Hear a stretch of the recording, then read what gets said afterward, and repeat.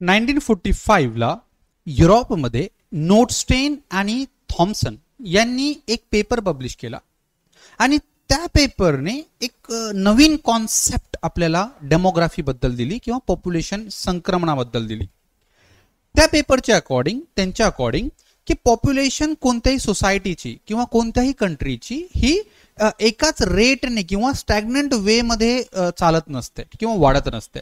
Population otherwise it actually goes in from one stage to another, and this particular transition is basically what dependent on खूप साऱ्या फॅक्टर्सवर. ठीक आहे, खूप साऱ्या factor की सोसायटी सेक्स रेशो काय, सोसायटी एज्युकेशन लेवल काय, इन्व्हेस्टमेंट काय, टेक्नॉलॉजी काय आणि खूप साऱ्या फॅक्टर्सवर आहे जी ही ट्रान्झिशन डिपेंड करते. सो मग ही जी थ्योरी आहे ती लेटर कोडिफाईड झाली आहे डेमोग्राफिक ट्रान्झिशन मॉडेल. सो या व्हिडिओमध्ये आपण हाच मॉडेल जिओग्राफी ऑप्शनल आणि इन जनरल सुद्धा आपल्याला अंडरस्टँड करणं फार जरुरी आहे. सो तो आपण डिस्कस करूया. शेवटपर्यंत व्हिडिओ बघा आणि आय कॅन अश्युअर यू की तुम्हाला पूर्ण क्लॅरिटी येईल या पूर्ण टॉपिक्सवर. Okay, so I welcome you to my channel आणि जिथे आपण आता डिस्कस करूयात demographic transition theory. Okay, so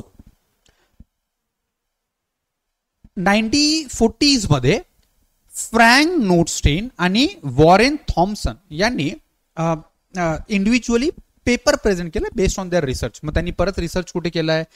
United Kingdom, Britain, Germany, Europe, America या पर्टिक्युलर कंट्रीजमध्ये. आणि त्याच्या अकॉर्डिंग त्यांनी काही त्यांचे ऑब्झर्वेशन्स होते ते नोट केले आणि ज्याला मग नंतर डेमोग्राफिक ट्रान्झिशन मॉडेल असं आयडेंटिफाय केलं.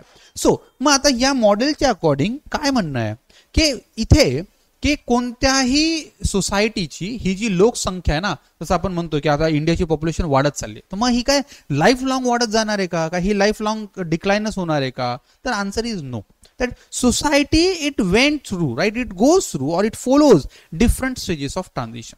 नोटस्टेन आणि थॉम्सन यांनी याचे 3 मेजर फेजेस सांगितले होते, 3 स्टेप सांगितले होते. हाऊएव्हर सॅक्सने, ठीक आहे, हाऊएव्हर सॅक्सने काय केलंय त्याच्यामध्ये अजून एक स्टेज ऍड केली. 4 to 5 स्टेजेस आहे. आज जे आपण बघतो त्याला 5 डिफरंट स्टेज मध्ये बघतो.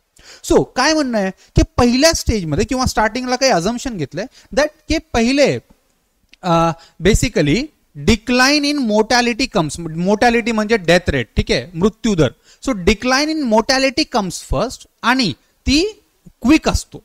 Second, the decline in fertility ज्याला आपण बर्थ रेट म्हणतो, जन्मदर, ठीक आहे. सो जन्मदर काय होतो तो स्लोली डिक्लाइन होतो, तो क्विक डिक्लाइन नाही होत. ठीक आहे, का? कारण क्विक कंट्रोल करणं बर्थ रेटला डिफिकल्ट आहे ना, त्याला जनरेशन्स लागतात. बट मोर्टॅलिटी रेटला कंट्रोल करायचं तर तुम्ही वॅक्सिन बनवा, औषध बनवा आणि हॉस्पिटल चांगले बनवा, मोर्टॅलिटी रेट तुमची कमी होऊन जाईल. ठीक आहे. आणि third, that socio economic transformation म्हणजे की सोसायटीचे ट्रान्सफॉर्मेशन हे पॉप्युलेशन ट्रान्सफॉर्मेशन सोबतच होत असतात किंवा पॉप्युलेशनचे ट्रान्सफॉर्मेशन हे सोसायटीच्या ट्रान्सफॉर्मेशनचे रिफ्लेक्शन्स असतात. ओके, 3 मेजर अस्पेक्ट जे तुम्हाला इथे लक्षात ठेवायचे आहेत. Okay, decline in mortality rate comes first आणि faster, decline in birth rate comes slower आणि अकॉर्डिंगली, आणि socio economic transformation simultaneously. So मग याच्या अकॉर्डिंग नोटस्टेन आणि थॉम्सन यांच्या म्हणणं अकॉर्डिंग कोणतीही सोसायटी किंवा कंट्री 3 मेजर स्टेट मधून पास होते.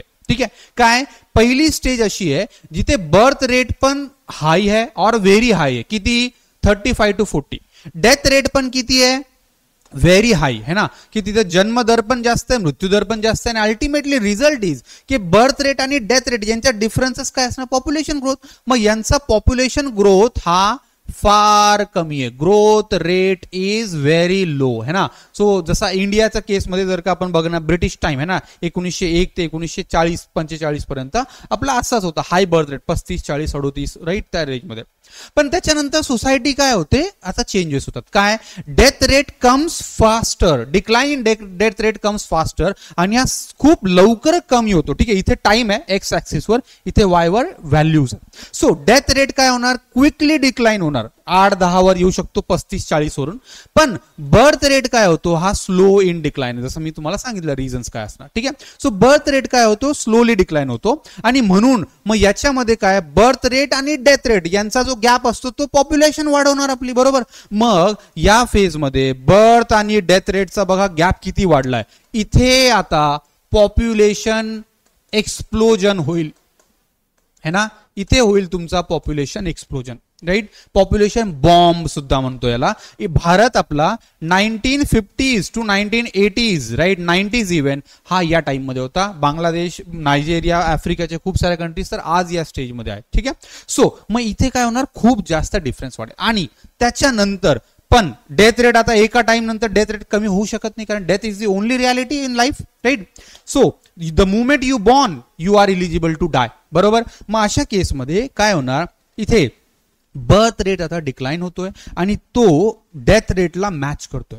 मग परत काय झालंय, तुमचा बर्थ रेट आणि डेथ रेट बॅलन्स झालाय, कमी झालाय, बॅलन्स झालाय. आणि आता तुमची पॉप्युलेशन ग्रोथ ही काय आहे, लो पॉप्युलेशन ग्रोथ. ठीक आहे, low population growth rate right. So आता सोसायटीचा ट्रान्झिशन असा होतोय विथ टाइम. ठीक आहे, टाइम किती असेल, 30, 40, 50 इयर्स और पॉसिबली मोर. आय होप तुम्हाला या गोष्टी कळतात. ओके.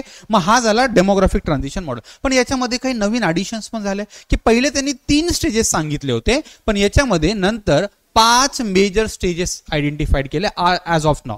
पहिला हाय स्टेशनरी, जिथे डेथ रेट बर्थ रेट दोन्ही जास्त आहे. त्याच्यानंतर अर्ली एक्सपॅन्डिंग, जिथे डेथ रेट डिक्लाइन झालाय पण बर्थ रेट हाय आहे, म्हणून ग्रोथ रेट बघा इथले डिफरन्स है ना, पॉप्युलेशनचा डिफरन्स जास्त आहे आणि म्हणून इथे पॉप्युलेशन ग्रोथ सुद्धा जास्त आहे, नॅचरल इन्क्रीज. थर्ड लेट एक्सपॅन्डिंग, इथे आता बर्थ रेट स्लोली डिक्लाइन करतोय पण अजून पण ग्रोथ रेट जास्त आहे, कारण इमिडिएट तो झिरो नाही होणार.